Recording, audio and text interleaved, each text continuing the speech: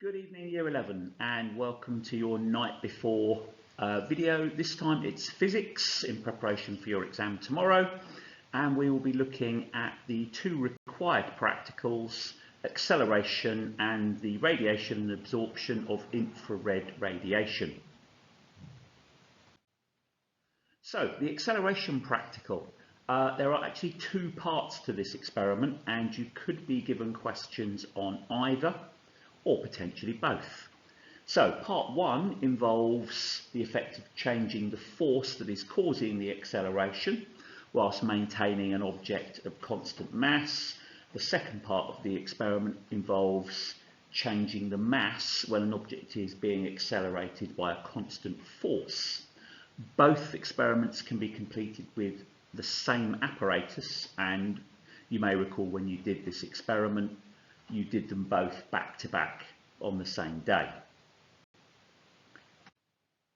So for the acceleration experiment, the equipment that you're likely to have seen already and used involves, as you can see from the diagram here, a trolley with a piece of card connected to it, a runway for the trolley to run on. In our case we used our desks. There's a weight hanger attached to a pulley at the end of the desks, which then could fall down to the floor, and there was a light gate connected to a data logger. Now, in the setup process, you would have to set up the data logger so that it knew exactly how wide the pieces of card are that are going to pass through the light gate, because what it will do is measure the card as it passes through the light gate, and then it will measure the second half of the card as that passes through the light gate. It will automatically work out the speed or velocity of both sections of card, and from that it can then calculate the acceleration for you. So it is important that if you're using a piece of card like that, the card is as symmetrical as possible so that you only have one value to program into your data logger. The experiment can also be set up using two light gates and a single piece of card, so that the first light gate triggers when the card initially passes through it, and the second light gate triggers a few seconds later when the card passes through that one. And again, it needs to be programmed with the width of the piece of card, and it will then calculate the speed and then the acceleration for you. So the data logger is programmed to do all of those things. So you can use this one for either method. Now, in order to do the first part of the experiment, we need to have a trolley and weight hanger arrangement with a constant mass. So to start with, we have our 500-gram masses.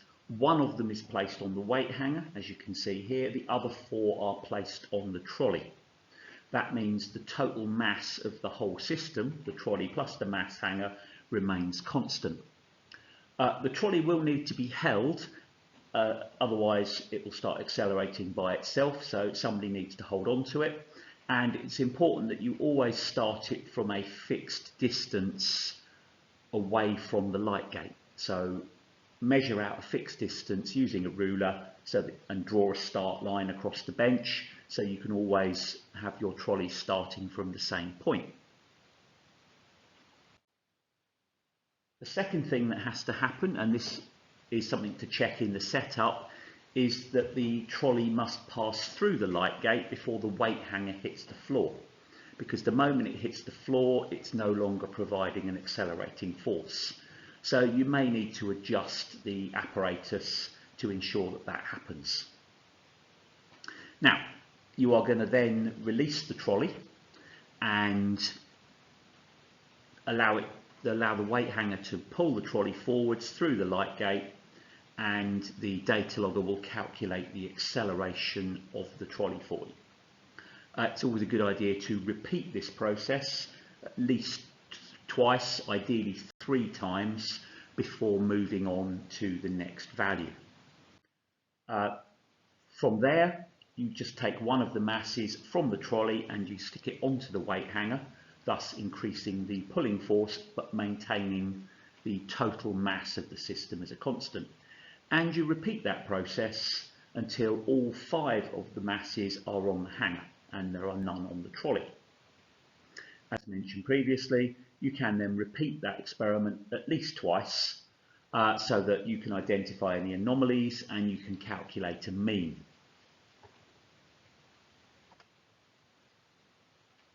So, for this version of the experiment, the accelerating force was our independent variable and our acceleration was our dependent variable, and the mass of the system as a whole was a control variable, as was the distance between the light gate and the starting point for the trolley.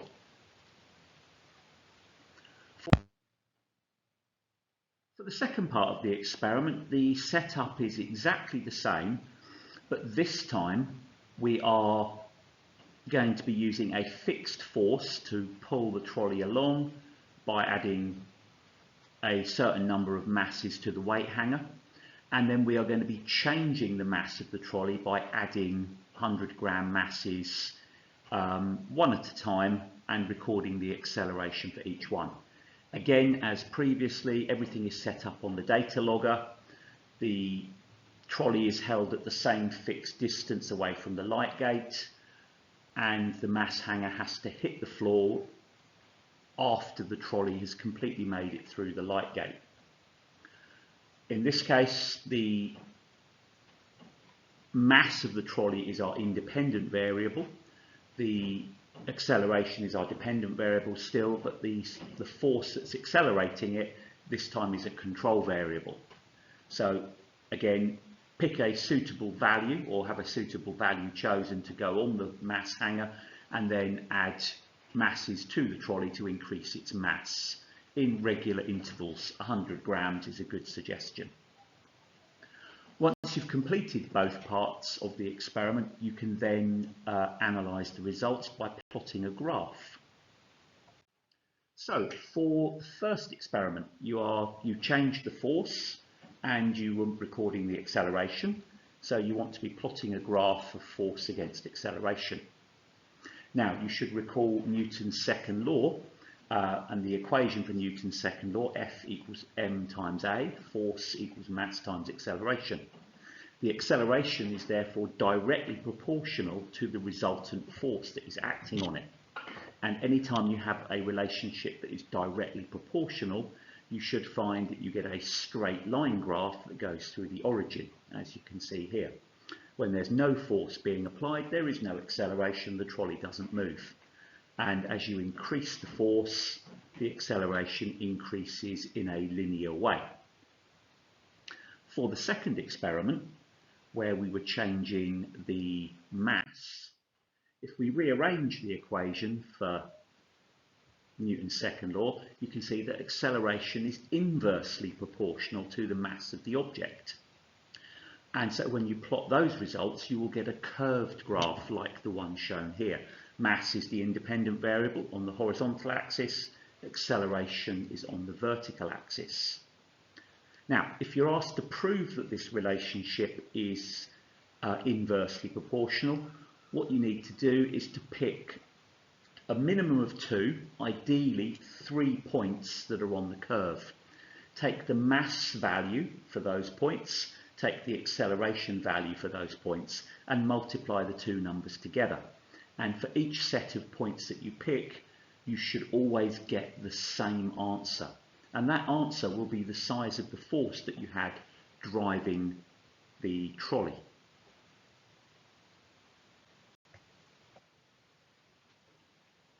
So that's the acceleration practical.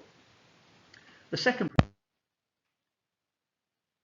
required practical we're going to be looking at is the radiation and absorption of infrared radiation, and how the colour of a surface affects its ability to either emit or to absorb infrared radiation.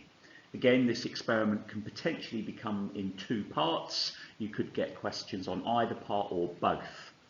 An important point to note about infrared radiation is that we cannot see infrared radiation, but we can feel it, and we feel it as heat.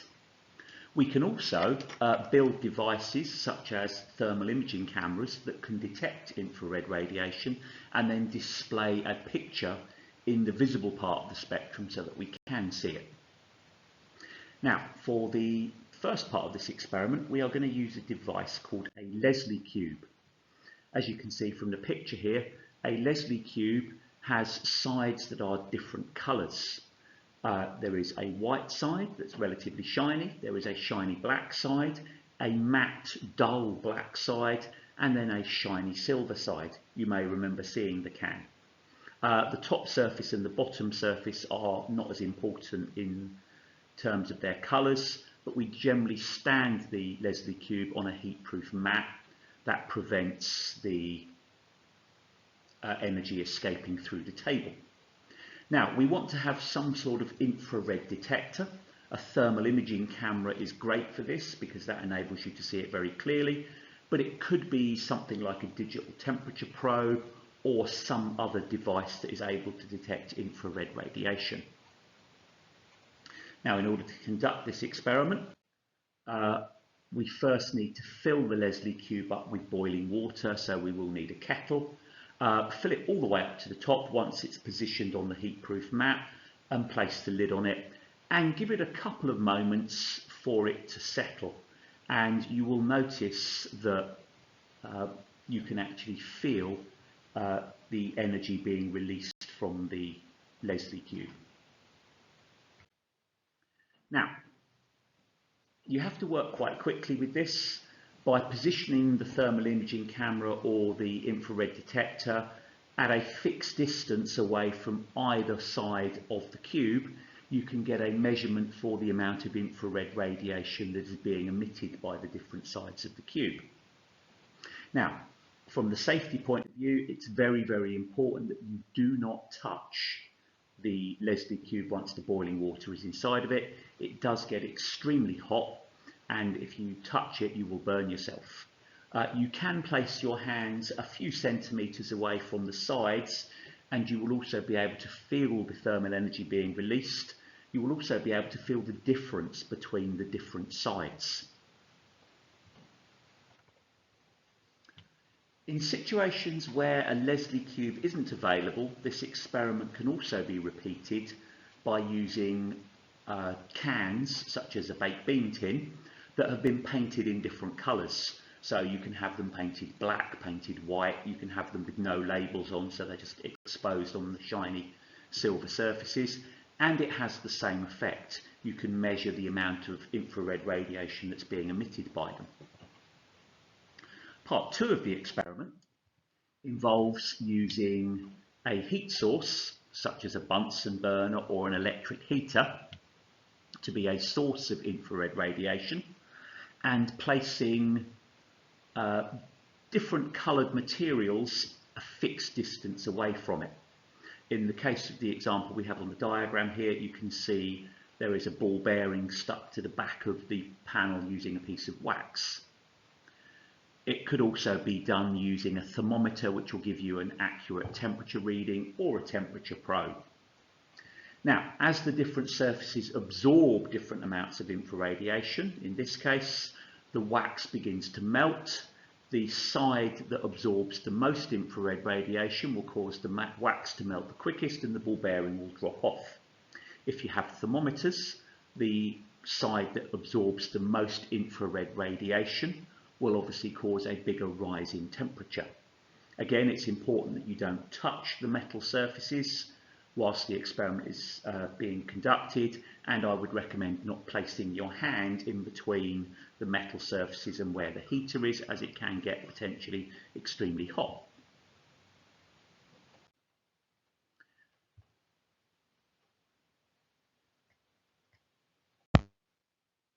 So, when looking at the results for the Leslie cube experiment, you will discover that the matte black surface is the best emitter of infrared radiation, closely followed by the shiny black surface, then the shiny white surface, or the matte white surface, depending on which one the Leslie cube has got, and the shiny silver surface will be the worst emitter of infrared radiation. So if you're looking at a thermal imaging camera, The matte black side will show a higher temperature, the shiny silver side will show a lower temperature. If you're using cans, the same effect can be observed. For the second experiment, using the heater and the plates, again, you'll notice that it is the darker matte surface that is the best absorber of infrared radiation, and it will therefore heat up the most. The light shiny surfaces are the worst absorbers, and that is because they reflect most of the infrared radiation. Remember, infrared radiation is just a wave, the same way that visible light is, and it can be reflected, particularly by a shiny surface. So in the case of this experiment, the darker and the flatter, the matter the surface is, the better it is at both emitting and absorbing infrared radiation. The lighter and the shinier the surface is, the worse it is at absorbing and emitting infrared radiation. Now, this has some very useful practical applications that you will have come across in day-to-day life, maybe without even realizing it. So I'm just going to run through a couple of examples of things that you may have come across. So firstly, a thermos flask for keeping your drinks in. The inside is coated with a shiny silver material. Shiny silver surfaces are very good at reflecting infrared radiation, but not allowing it to travel through them. So as the hot liquid inside tries to radiate heat outwards, the infrared radiation is reflected back into the flask and therefore keeping it hot. It also works with cold drinks because the shiny silver surface reflects heat from the outside away to stop it from actually getting into your cold drink, thus keeping your drink cold. For those of you that have had the joy of holidaying in the Mediterranean, traditionally buildings in those parts of the world where it's very, very hot are painted white. That is to reflect as much infrared radiation as possible, and it helps to keep the houses cool in the summer. This was obviously something they discovered before they invented air conditioning. Now, a couple of other closer to home things you may have come across. Radiators sometimes can have silvered foil placed behind them. The silver foil is there to reflect the infrared radiation that the radiator is emitting back into the room rather than letting it be absorbed by the walls, because you want to heat up the air in the room and therefore keep warm yourself rather than heating up the walls in your house. And a bit less practical, but still something that people have tried. Paint can be made to be either a very good absorber of infrared radiation. In the case, the example here is a paint called Vanta Black that BMW used to paint one of their M3 cars, and as you can see, it made it very, very difficult to see even when it had spotlights shone on it, because it absorbs over 99% of the radiation that hits it. That's not just infrared, that's visible light as well. Other uses for shiny surfaces and dark coloured surfaces include mirrors on the back of satellites to reflect sunlight so that the camera equipment can be kept cool rather than being exposed to the glaring heat of the sun. And something you will definitely be familiar with, particularly at this time of year, is that if you are wearing your blazer and your jumper and you're standing around outside in the sunshine, you will find that you get very much hotter than you do if you're just standing outside in your shirt sleeves. Your jumper and your blazer are very dark. They will absorb the infrared radiation from the sun, which will cause you to heat up. Your shirts are a much lighter colour. They will reflect more of the infrared radiation, therefore you will stay cooler. If you recall way back in year 7, 8 and 9 when you wore a white shirt, that was even better at reflecting radiation than your blue one. Anyway, that's it for this evening. Good luck with your exams tomorrow. Good night.